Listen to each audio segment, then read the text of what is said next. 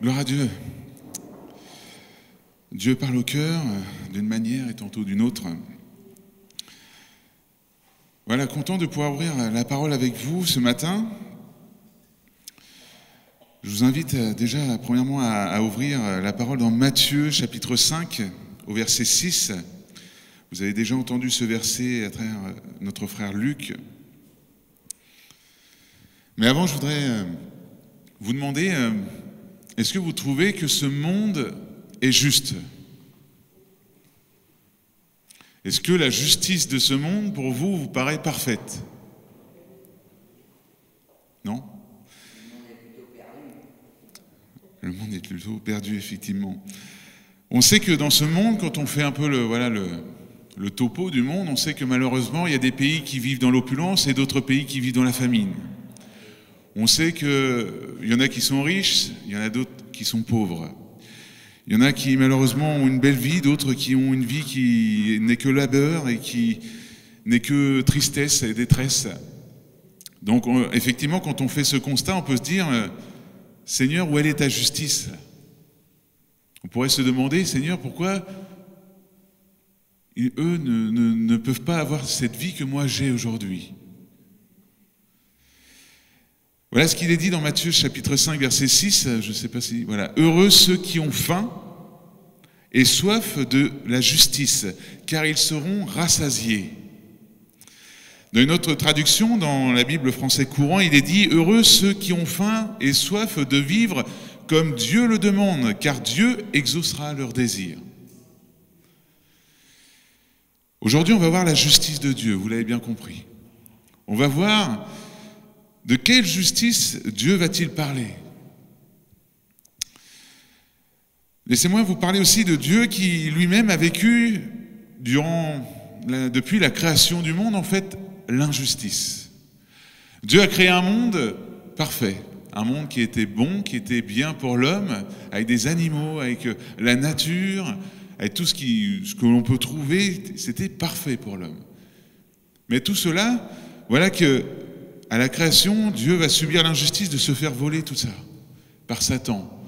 L'homme va désobéir à Dieu, il va renier, entre guillemets, on ne va pas dire renier, mais il va se détourner de Dieu pour suivre sa voie.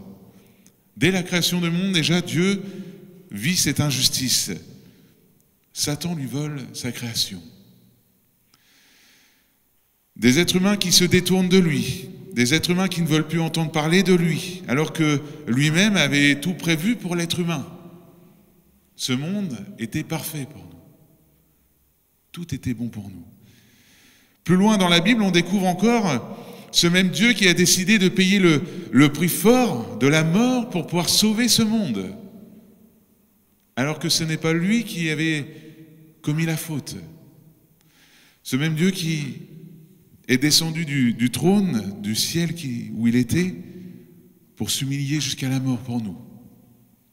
Est-ce que vous trouvez ça juste? Moi, personnellement, je ne trouve pas ça juste. Il est vrai que c'est injuste ce que Jésus a subi pour nous à la croix. Mais pourtant, c'est parce que Jésus était animé d'un amour injuste. Qu'est-ce que je veux dire par là? Qu'est-ce que c'est cet amour injuste? Cet amour injuste, c'est cet amour qui est prêt à aimer jusqu'à subir l'injustice, subir ce qu'on ne devrait pas subir. Et pourtant, cela, Jésus nous enseigne aussi à nous-mêmes être animés de ce même amour, cet amour injuste. Voilà qui va se révéler à un moment donné à Ésaïe. Il va dire, Ésaïe 61, verset 8, « Car moi, l'Éternel, j'aime la justice. Je hais la rapine avec l'iniquité. Je leur donnerai fidèlement leur récompense et je traiterai avec eux une alliance éternelle. » Voilà comment Dieu se révèle à Ésaïe. Il se révèle à Ésaïe comme un Dieu de justice. Un Dieu qui aime la justice. Le verset clé de ce message, ça va être Matthieu chapitre 6, verset 33. J'ai eu du mal, j'avoue, à faire ce message cette semaine parce que j'avais juste ce mot qui me venait à chaque fois. Quand j'étais dans le temps avec Dieu, il y a juste ce mot qui venait, c'était justice. justice. Alors j'ai eu du mal et je me suis basé sur ce verset, Matthieu chapitre 6, verset 33. « Cherchez premièrement le royaume et la justice de Dieu, et toutes ces choses vous seront données par-dessus. » Sur ce verset, c'est vrai qu'on s'arrête souvent sur « chercher premièrement le royaume », chercher Dieu, chercher à faire sa volonté, chercher à être, voilà, à plaire à Dieu. Mais on oublie peut-être pas, mais on saute bien vite le mot derrière qui est « et la justice de Dieu ». Cherchez aussi la justice de Dieu et toutes les choses vous seront données par-dessus. Alors j'ai été voir ce mot justice en grec. Alors je vais vous le dire quand même si je vais certainement l'écorcher, mais dikaiosonei, ça se dit. Dikaiosonei. Et voilà la traduction, la définition qu'il donne, c'est l'intégrité, la vertu, la pureté de vie, la droiture, une pensée et une action correcte. Voilà ce que le chrétien, d'après ce verset, doit chercher. Il doit chercher à vivre dans l'intégrité, dans la vertu, dans une pureté de vie, dans la droiture et vivre à avoir des pensées et des actions qui sont correctes vis-à-vis de Dieu. Du coup, j'ai été voir aussi le mot justice dans les définitions que l'on peut trouver dans le Larousse, par exemple. Pour eux, ils ne parlent que d'un principe moral qui exige le respect du droit et de l'équité, faire régner la justice. Ou alors, c'est une qualité morale qui invite à respecter le droit d'autrui, agir en toute justice. Je pense que vous avez déjà tous entendu parler, pas parler, mais quelqu'un vous a dit, oui, on a un Dieu d'amour. Donc on n'a pas à craindre le jour où je serai devant Dieu, puisqu'il est amour. Il n'y a pas longtemps, il y a une amie de mes parents qui était à la maison, et justement, je lui avais posé cette question. Elle ne connaît pas vraiment Dieu, elle est plutôt catholique, et je lui ai dit, si tu devais mourir là dans 1 heure, est-ce que tu te sentirais à l'aise pour être devant Dieu? Est-ce que ton cœur est prêt à rencontrer Dieu là dans 1 heure? Alors elle ne savait pas trop quoi me répondre. Et aussitôt, ce qu'elle m'a dit, c'est oui, mais Dieu est amour. Dieu est amour, j'ai pas à craindre de le rencontrer puisqu'il est amour. Et j'ai jamais rien fait de mal, je ne mérite pas d'aller en enfer, je crois en lui. C'est là que je lui ai dit simplement, mais là, j'ai simplement dit le verset que Jésus a dit, les démons croient aussi en Dieu, mais eux ils tremblent. Croire, c'est bien. Appartenir à Dieu, c'en est une autre. On ne paraît pas chrétien, on doit être chrétien. Ça veut dire vivre aussi dans la justice que Dieu nous demande de vivre. Même si parfois cette justice peut nous paraître injuste pour nous. Dire aux chrétiens de Philippiens, au reste, frères, que tout ce qui est vrai, tout ce qui est honorable, tout ce qui est juste, tout ce qui est pur, tout ce qui est aimable, tout ce qui mérite l'approbation, ce qui est vertueux et digne de louange, soit l'objet de vos pensées. Ce que vous avez appris, reçu et entendu de moi, et ce que vous avez vu en moi, pratiquez-le, et le Dieu de paix sera avec vous. Ce qui est parfait avec la parole de Dieu, quand on la lit, quand on la pratique, quand on obéit à cette parole, c'est qu'elle nous transforme. Elle change nos cœurs, elle change notre façon de penser, elle change littéralement tout notre être intérieur. Et de ce fait, du coup, en tant qu'enfants de Dieu, nous sommes transformés dans nos pensées. Mais pour cela, encore, il faut obéir à cette parole. Faut qu'on puisse prendre du temps dans la présence de Dieu. Prendre du temps à lire cette parole et dire, Seigneur, voilà cette parole que tu m'as donnée aujourd'hui, je veux la vivre, je veux obéir. Et c'est comme cela qu'on va être transformé, changé, jusqu'à nos pensées mêmes. Dieu a commencé une œuvre en nous qu'il va rendre parfaite. Cette œuvre que Dieu a commencée dans ta vie, il désire la rendre parfaite. Il veut continuer cette œuvre. Mais est-ce que toi, tu veux laisser Jésus encore te transformer? Est-ce que toi, tu laisses encore Dieu te parler à travers cette parole? Hier, dans la réunion de DNJ, justement, on a eu ce thème de répondre à l'appel. Et le matin, c'était sur répondre à l'appel de Dieu, c'est-à-dire venir dans l'intimité avec Dieu. Laisser Dieu nous parler. Est-ce que toi, en tant que chrétien, tu laisses encore Dieu te parler pour qu'il puisse changer ton cœur? Est-ce que tu vas toujours dans cette intimité avec Dieu, où tu ouvres ton cœur à Dieu, honnêtement, sans rien cacher, et que tu dis, Seigneur, voilà, je m'apprête à lire ta parole, je sais encore que tu vas parler à mon cœur, même si c'est pour me reprendre, Seigneur, fais-le. Parce que si Dieu te reprend, c'est parce qu'il t'aime.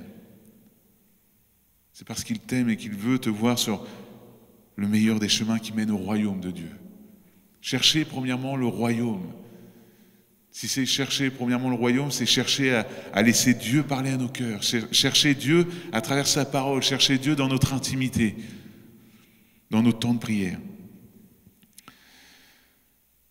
La justice doit régner aussi parmi les chrétiens. On doit chercher à vivre dans la pureté de cœur, dans la droiture ensemble. Voilà ce qu'il est dit dans 1 Jean chapitre 3 verset 10. C'est par là que se font reconnaître les enfants de Dieu et les enfants du diable. Quiconque ne pratique pas la justice n'est pas de Dieu, non plus celui qui n'aime pas son frère. Non plus celui qui n'aime pas son frère. Comment peut-on apporter Jésus à ce monde? Comment peut-on briller ou rayonner dans ce monde si déjà dans notre Église, il y a des divisions ou des règlements de compte ou de l'injustice? À nous de faire attention de ne pas nous laisser aller aux divisions ou à certaines disputes, parce que ça, c'est les armes du diable, les armes de Satan pour détruire l'Église, qui lui veut qu'une chose, c'est que l'Église ne fait qu'en se divise. C'est la seule volonté du diable pour cette Église. Alors cherchons à vivre dans la justice de Dieu. Paul donnera des conseils, je ne vais pas aller plus loin sur ce thème, au niveau des différents dans l'Église, mais 1 Corinthiens chapitre 6 verset 1, on va lire jusqu'au verset 11, c'est une assez longue lecture, mais elle est complète. Lorsque l'un de vous a un différend avec un frère ou une sœur, comment ose-t-il le citer en justice devant des juges incroyants au lieu de recourir à l'arbitrage des membres du peuple saint? Ignorez-vous que ceux-ci auront un jour à juger le monde? Si donc vous êtes destinés à être les juges du monde, seriez-vous incapables de vous prononcer sur des questions bien moins importantes? Ne savez-vous pas que nous jugerons même les anges? Et nous serions incompétents pour les affaires de la vie présente? Or, si vous avez des litiges au sujet des affaires de la vie courante, vous prenez comme juges des gens qui ne comptent pour rien dans l'Église. Je le dis à votre honte. Il n'y a-t-il vraiment pas un seul homme sage parmi vous qui puisse servir d'arbitre entre ses frères? Faut-il qu'on se traîne en justice entre frères et qu'on aille plaider l'un contre l'autre devant les incroyants? De toute façon, vos différends constituent déjà une défaite. Pourquoi ne souffrez-vous pas plutôt de l'injustice? Pourquoi ne consentez-vous pas plutôt à vous laisser dépouiller? Mais non, c'est au contraire vous qui commettez des injustices et dépouillez les autres. Et ce sont vos frères et vos sœurs que vous traitez ainsi. Ne savez-vous pas que ceux qui pratiquent l'injustice n'auront aucune part au royaume de Dieu? Ne vous y trompez pas, il n'y aura point de part dans l'héritage de ce royaume pour les débauchés, les idolâtres, les adultères, les pervers ou les homosexuels, ni pour les voleurs, les avares, pas plus pour les ivrognes, les calomniateurs ou les malhonnêtes. Voilà bien ce que vous étiez certains d'entre vous. Mais vous avez été lavés, vous avez été purifiés du péché, vous en avez été déclarés justes au nom du Seigneur Jésus, Christ, et par l'Esprit de notre Dieu. Amen.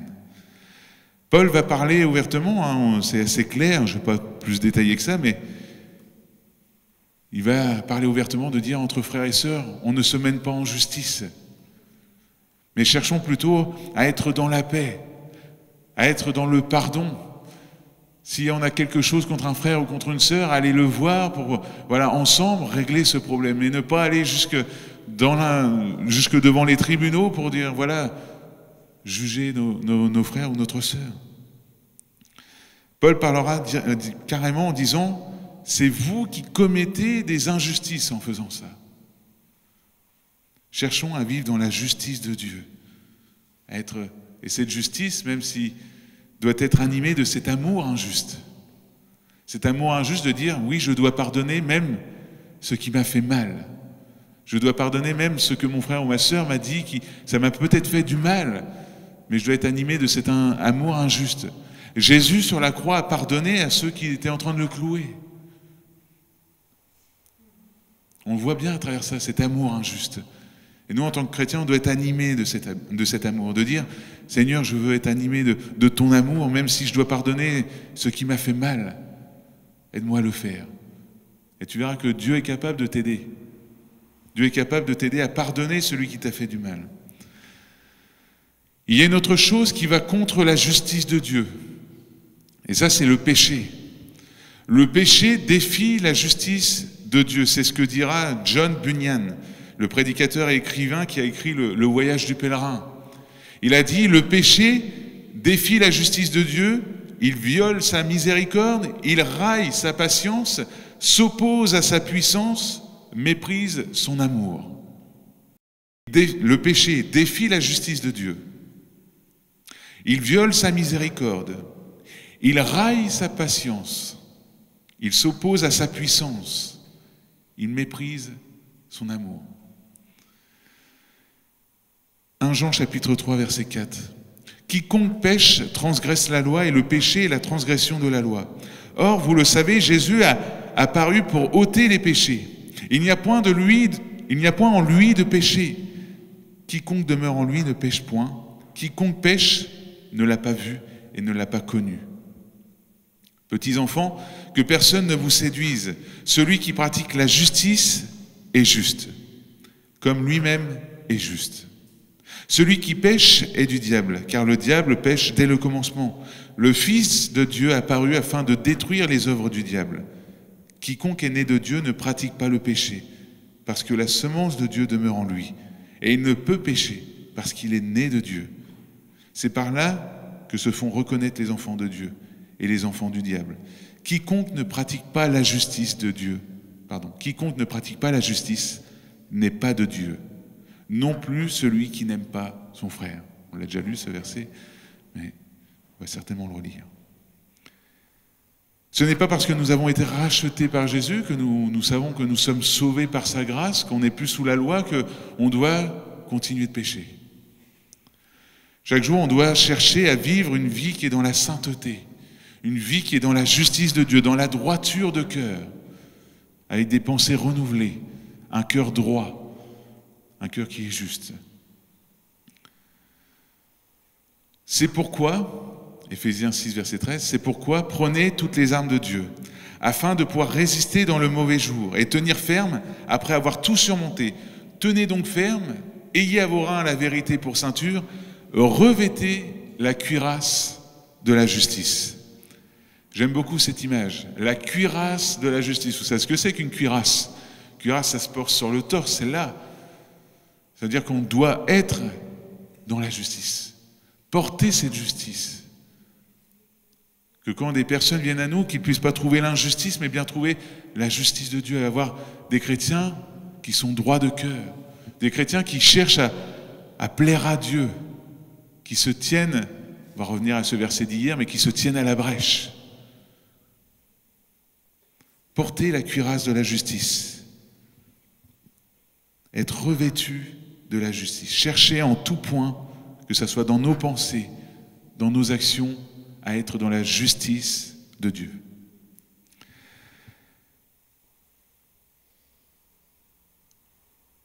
Jésus, lui, a subi l'injustice pour nous. Je vous invite à lire ce que le prophète Ésaïe va dire des siècles avant que Jésus vienne. Ésaïe 53, verset 3, vous le connaissez par cœur certainement ces versets, mais il est toujours bon de se le remettre en tête. Ésaïe 53, verset 3 jusqu'à 5. Des siècles avant que Jésus paraisse, voilà ce qu'il dira. « Méprisé et abandonné des hommes, homme de douleur et habitué à la souffrance, semblable à celui dont on a détourné le visage, nous l'avons dédaigné, nous n'avons fait de lui aucun cas. Cependant, ce sont nos souffrances qu'il a portées. C'est de nos douleurs qu'il s'est chargé. Et nous l'avons considéré comme puni, frappé de Dieu et humilié. Mais il a été blessé pour nos péchés, brisé pour nos iniquités. Le châtiment qui nous donne la paix est tombé sur lui. Et c'est par ses meurtrissures que nous sommes guéris. Amen. Cet été, j'ai eu un enfant. Bon, c'était pas... Non, moi, je m'occupais des ados, mais bon, je me suis occupé de son cas quand même parce qu'il y avait un problème. Et cet enfant, en fait, voilà, un animateur l'avait puni, il l'avait mis dans le bureau, il était puni, puis lui, il comprenait pas pourquoi. Il comprenait pas pourquoi il était puni, parce que quand j'ai été le voir, j'ai discuté un peu avec lui, et en fait, c'était un de ses copains qui avait fait la bêtise. Et du coup, lui, en fait, il était en pleine injustice. C'est-à-dire qu'il était puni pour l'autre qui avait commis la bêtise. Du coup, il comprenait pas, donc... il s'énervait, il pleurait, il commençait à s'agiter, donc du coup, on a pu voir ça avec lui, et du coup, on a pu punir le vrai responsable, du coup. Mais il est vrai que peut-être que tu es dans cette situation, ou tu es peut-être dans cette injustice, où tu ne comprends pas pourquoi c'est toi qui subis cela.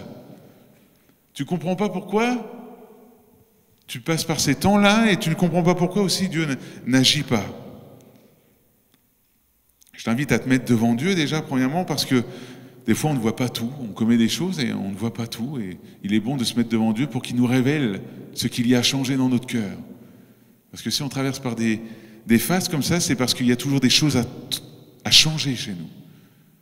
Quand on traverse par des épreuves, c'est parce qu'il y a des choses encore à être transformées. Mais peut-être qu'on ne le voit pas tout de suite, et c'est une fois traversé dans cette épreuve, une fois qu'on a traversé cette épreuve, que là, on réagit, on dit, c'est vrai que Seigneur, il y avait ça encore à changer chez moi. Alors peut-être que toi, tu es en train de te dire, mais je suis en train de vivre l'injustice. Mais est-ce que tu t'es placé devant Dieu pour qu'il puisse pointer du doigt ce qui ne va pas dans ta vie? Est-ce que tu t'es bien mis devant Dieu en disant, mais pourquoi je traverse cela? Pourquoi je vis cette épreuve? Il y a une prière de Martin Luther King, je l'ai mis parce que je la trouvais super belle. Martin Luther King, c'était un théologien, initiateur de la réforme des protestants en 1717. Voilà ce qu'il va faire comme prière. Seigneur Jésus, tu es ma justice, mais moi, je suis ton péché.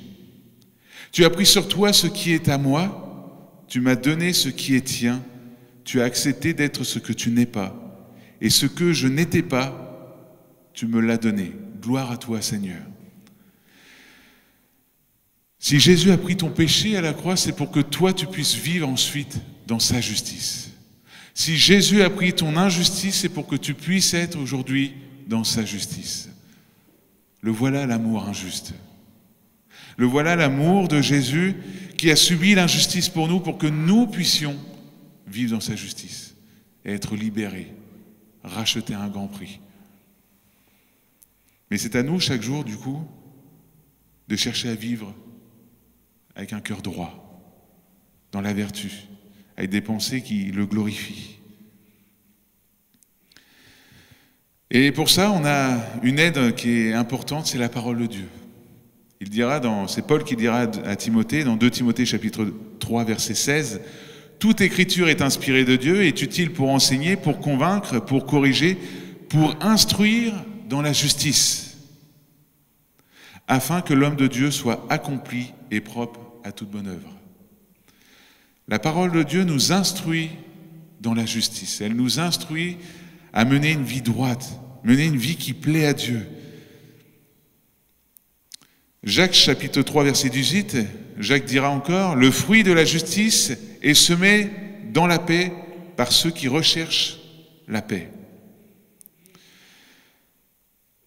Si Jésus nous a montré comment vivre dans l'amour, même si cet amour, on peut le trouver injuste, c'est parce que nous, en tant que chrétiens, on doit vivre dans cette justice. Pour que ceux qui vivent l'injustice dehors puissent connaître la justice de Dieu. Parce que la justice de Dieu, elle est bonne. Elle est parfaite. Nous devons être ses témoins. Nous sommes la lumière du monde. Et bien, dans le monde, nous devons refléter cette justice de Dieu. On doit avoir ce cœur droit envers les autres. pour qu'il puisse réaliser que, effectivement, dans ta vie, mon frère, ma sœur, il y a quelque chose de différent, quelque chose qui l'attire. Nous devons donc être animés de cet amour injuste. Comme Jésus nous demandera, c'est d'aimer nos ennemis, de tendre la joue à celui qui nous aurait frappé sur l'autre. Même si parfois c'est dur. Pardonner autant de fois que nécessaire, son frère, sa sœur ou même les personnes inconverties. C'est comme cela que l'on va briller, c'est comme cela que l'on va rayonner, c'est comme cela que l'on va apporter l'amour dans Fécamp. En recherchant la justice de Dieu, en cherchant à être droit de cœur, en cherchant à être des enfants de Dieu qui marchent comme Jésus. Alors si aujourd'hui tu es dans l'injustice, si peut-être aujourd'hui tu es en train de subir des affaires de ce monde qui te mettent dans l'injustice, tu es en train de tout prendre, d'être dans cette épreuve, tu peux te souvenir aussi que tu as un Dieu qui est juste, un Dieu qui fait justice. Psaume, chapitre 10, verset 17. « Tu entends les vœux de ceux qui souffrent, ô Éternel. Tu affermis leur cœur, tu prêtes l'oreille pour rendre justice à l'orphelin et à l'opprimé, afin que l'homme tiré de la terre cesse d'inspirer l'effroi. » Au début de prédication, je vous ai demandé si vous trouvez que ce monde était dans la justice. On sait que ce monde est dans l'injustice. On sait que ce que subissent certaines personnes, c'est injuste. Des personnes qui sont dans la famine, des personnes qui sont dans la pauvreté. Mais on sait aussi une chose, c'est qu'un jour, Dieu fera justice. Un jour, Dieu réglera toutes choses. Un jour, Dieu viendra faire aussi justice pour toi, si aujourd'hui tu es dans l'injustice.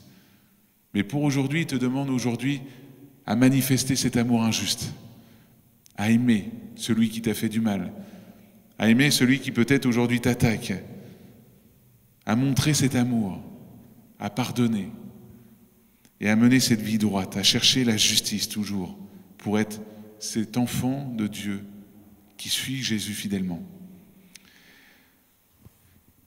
Je vais terminer avec ce verset qu'on ne lit pas souvent, ce livre, Sophonie, chapitre 2, verset 3. « Cherchez l'Éternel, vous tous, humbles du pays, qui pratiquez ses ordonnances, recherchez la justice, recherchez l'humilité. Peut-être serez-vous épargnés au jour de la colère de l'Éternel. » Recherchez la justice, recherchez l'humilité. Cherchez à vivre de droiture de cœur, avec des pensées renouvelées, un cœur droit devant Dieu. Amen, on va prier ensemble. On se met devant Dieu et puis on dit, voilà Seigneur, si tu as des choses encore à pointer dans ma vie, s'il y a des choses encore à transformer, viens les changer, viens me transformer par ton Saint-Esprit. Merci Père éternel pour ta parole qui nous instruit, ta parole qui nous enseigne, ta parole qui nous aide à rechercher la justice. Et aujourd'hui, Père, tu nous parles à nos cœurs et tu nous demandes de chercher cette justice. Tu nous demandes à être des enfants qui sont droits de cœur, des enfants qui vivent dans la vertu, qui ont des pensées pures, des pensées qui te glorifient, des actions qui te glorifient aussi, Jésus. Merci, Père éternel, de venir nous donner cette soif de ta justice, pour que chaque jour on puisse chercher ton royaume et ta justice, parce qu'on sait que derrière tout ça, on sera béni, Père éternel. Derrière tout ça, tu nous accompagnes et tu nous tiens de ta main droite de justice.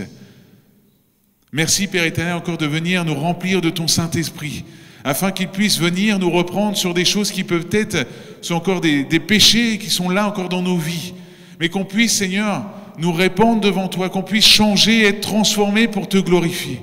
Merci de nous aider à être ces témoins qui brillent, qui rayonnent dans la ville de Fécamp ou dans les autres villes aux alentours, afin qu'on puisse te glorifier, Père, et être de vrais chrétiens, pas juste paraître, mais qu'on puisse vraiment porter cette cuirasse de la justice, afin de vivre comme tu le veux, Jésus, et te glorifier chaque jour, afin de réjouir ton cœur de Père. Père, nous savons que ce monde est dans l'injustice. On le voit à travers tout ce qui se passe dans ce monde. Des pays qui sont dans la pauvreté et dans la famine. Et je sais que toi aussi, Père, toi qui es un Dieu de justice, tu le vois aussi. Tu entends chaque cri, tu entends chaque pleur. Et je sais qu'un jour, tu reviendras pour rendre justice. Aide-nous, Seigneur, à faire la différence dans ce monde. Aide-nous, aujourd'hui, à refléter ta justice là où nous sommes. Merci de poser ta main sur mes frères et sœurs. Merci de venir nous remplir entièrement de ton Saint-Esprit, de renouveler nos cœurs et nos pensées. À toi seul la gloire, l'honneur et la puissance. Je te remercie d'être là, Jésus, ce matin. Sois béni, Père. Amen.